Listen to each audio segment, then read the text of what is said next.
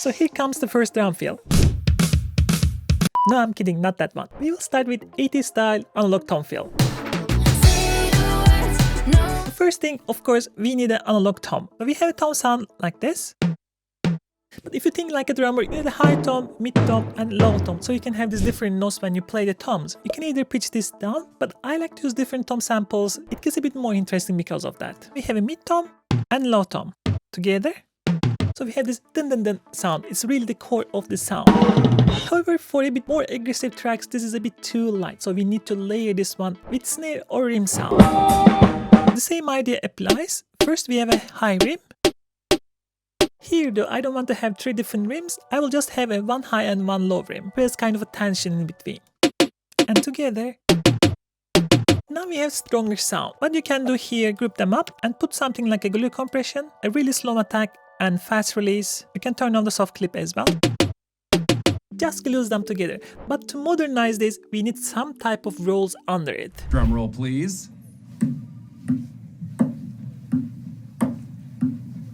That's your drum roll. The simplest method is taking a clap sample that is a bit sizzling, something like this. But of course, too much attack. We already have attacks here. We need to kind of shakerify it. Take a look at now. Now we have to kind of roll this one, something like this, right? Almost kind of a snare. It just fills up those highs a little bit more. And to mark the beginning and the end of the pattern, we need some kind of a strong hit. Could be snare like this. To make it more 80s, we just need a reverb. In this case, we have a dry chain and a wet chain, a reverb together with a gate. So gate closes and makes it sound more like a noise. And of course, the conclusion should be just a cymbal hit. We are almost getting there. The final will be having a crash hit to conclude the pattern. Cymbal sound, something like this. Only thing that you need to do is just adding a reverb. Let's take a listen how it sounds together with the track. If you are enjoying the video up to now, please consider like and subscribe. It's free, but it helps me a ton. The second one is called Exciter. This one is one of the simplest but most used pattern ever. So I have been working on this track. Sounds like this. Really cool, but it's a bit stale, so I need to make it a bit more excited. Hence the name Exciter. So what we need to do here, get an analog clap sound. And you need to enrich a little bit. In this case, I'm just EQing it and adding a bit of reverb. Gives this big room feel, and if you still want to, you can also a little bit delay. In this case, I'm having this parallel chain, so that it can go on the sides a little bit. In this case, pattern looks like this because I want a bit space so that we can hear the room feel of the clap. Take a listen.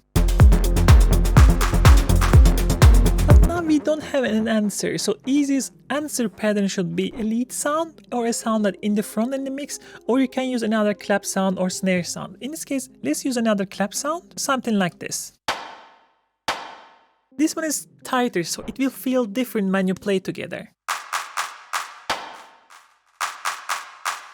Because we have a snare hitting all the time, it will also complete the whole sequence over here. Right? And see how much this adds up to the track. It kind of resets the loop and enhances the sound. You can actually use the same idea also for the breaks and the drops. Here's an example from one of my own tracks.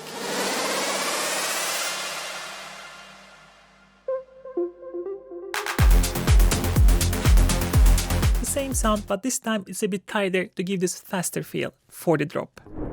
This one is called pressure and release. In the first part you create kind of a pressure, and in the second part you release the pressure. To create the backbone of the pressure part, let's start with simple clap sound. Now we're gonna support this with another percussion. For this, to keep it simple, I'm just gonna use a snare sample. I have something like this.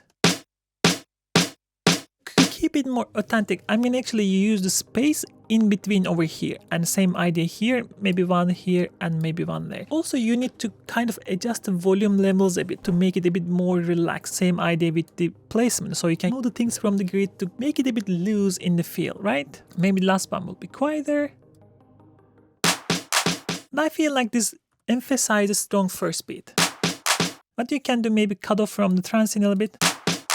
much smoother overall. Only problem that I'm feeling at the moment, both are just on the middle, so we have to open this up a little bit. For the snare part, we can basically use maybe ozone, open the sound a little bit more to the sides, so that the clap can sit in the middle, and a little bit reverb to make it really big roomy.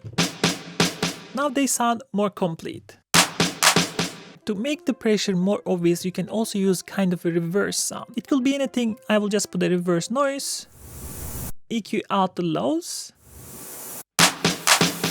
building the pressure. Now we have to release it. Again, you can keep it very long, you can roll a bit harder, depends on how you feel. For the relaxed part, we will use now the things a bit less tight. Here on the downbeat, let's use something like a percussive glassy sound, right?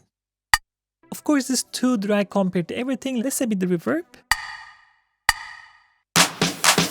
You can use the same sounds or similar sounds, but I want to spice the things up. So I'm going to use just a simple deep kick and another percussive sound.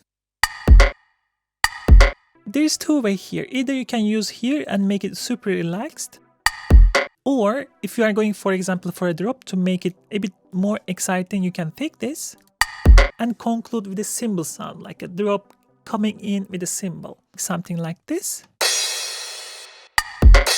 You can definitely feel the relaxation here. To glue them together, you can take that glassy sound, the one that we emphasize on downbeat, and use a big reverb, something like this, and resample it. So now we have something like this. And then you just click on R and that will reverse the sample. We can have this reverse sound underneath the original pressure part to kind of glue them together. We feel like the glass part is coming. Now we have this really drum attack all together. Like I mentioned earlier, if you want more pressure, you can roll harder here. Have 8 or 16 snare rolls over here to make it longer. Or maybe you want to have it even more relaxed, something like this. There's a lot of flexibility and opportunity here. But if you put them together for a track,